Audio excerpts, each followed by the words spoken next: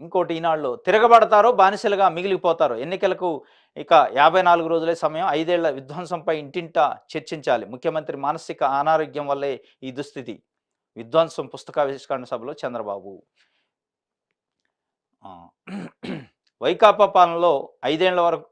5 ఏళ్ల నరకం నుంచి విముక్తి పొందడానికి తిరగబడతారు బానిసలుగా మిగిలిపోతారు ప్రజలే తెలుసుకోవాలని తెదాపా అధినేత చంద్రబాబు పిలుపునిచ్చారు ఎన్నికలకు సమయం 54 రోజులే నేను పవన్ కళ్యాణ్ మా బాధ్యతగా పోరాడతాం మా రాష్ట్ర భవిష్యత్తును ఆకాంక్షించే ప్రతి ఒక్కరూ ముందుకొచ్చి మాతో కలిసి నడవాలి అని విజ్ఞప్తి చేశారు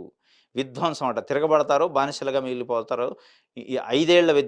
విధ్వంసం అంటే ఏంది 4,23,000 కోట్ల రూపాయలు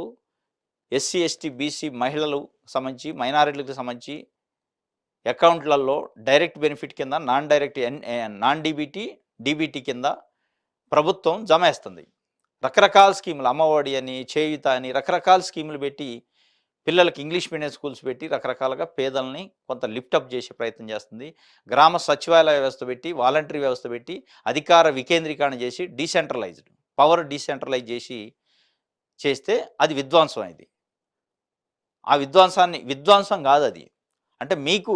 విధ్వంసం అనిపించవచ్చు మీరు బానిసలుగా మారినట్టు అనిపించవచ్చు ఎందుకంటే 5 సంవత్సరాలు పవర్ లేదు కాబట్టి మీరేదో పోరాటం చేస్తున్నట్టు కలరింగ్ ఇచ్చి పవన్ కళ్యాణ్ నేను పవన్ కళ్యాణ్ మా బాధ్యతగా పోరాడతాం మా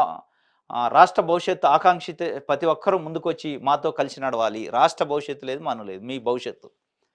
మీరు ముఖ్యమంత్రి కావాలా ఇంకోటి గమ్మత్తు ఏంటంటే పవన్ కళ్యాణ్ చంద్రబాబు నాయుడు మేము పోరాటం దేనికి చేస్తారు కుర్చీ కోసం చేస్తున్నారు వేరే ఏం లేదు ముందు ఆ కుర్చీ ఇద్దట్లో ఎవరో చెప్తే ఎందుకంటే చంద్రబాబు నాయుడు గారి పరిపాలన 15 ఏళ్ళు చూసినాం కాబట్టి ప్రజలు ఆ 15 ఏళ్ల పరిపాలన విరక్తి 2019లో నాకు సీనియారిటీ ఉంది నాకు అనుభవం ఉంది నేనేదో చేస్తా రాష్ట్రాన్ని అంటే ప్రజలు 2014 ఓట్లు వేస్తే నీ సీనియారిటీ నీ పనితనం నచ్చక నీ నిజాయితీ నచ్చక నీకు విలువలు లేవని తెలిసే 2019లో జగన్మోహన్ రెడ్డిని 151 సీట్లతో గెలిపించారు మళ్ళీ నువ్వు కుర్చీ ఎక్కుతా అంటే ప్రజలు ఓట్లు వేసే పరిస్థితి ఉంది కాబట్టి పవన్ కళ్యాణ్ని సీఎంగా చేస్తానని అనౌన్స్ చేయండి మీరు పోరాటమే కదా చేసేది ప్రజల కోసం కదా విధ్వంస పరిపాలన పోవాలని కదా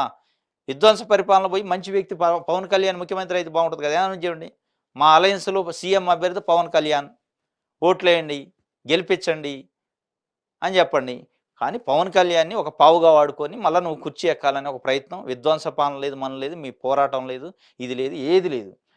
మీ పోరాటం ఎక్కడ ఉంది దేనికోసం పోరాటం మీ కుర్చీ కోసమే మళ్ళీ పోరాటం మీ కుర్చీ కోసం పోరాటంలో అటు బీజేపీతోని కాంగ్రెస్తోని సిపిఎంతోని సిపిఐతోని అన్ని పార్టీలతోని కలుస్తాయి కుర్చీ అని మళ్ళీ దానికి ముందు పేరు పోరాటం విధ్వంసం ప్రజలను బానిసల నుంచి విముక్తి చేస్తా ఎక్కడుంది బానిసత్వం వాళ్ళు ఇంట్లో కూర్చుంటూ ఇంటికి పరిపాలన వస్తుంటే బానిసత్వం ఎట్లయింది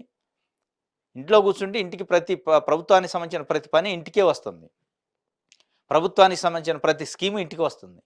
ఉన్నాక ఇక బానిసత్వం ఎట్లయింది ఎక్కడ బానిసత్వం ఉంది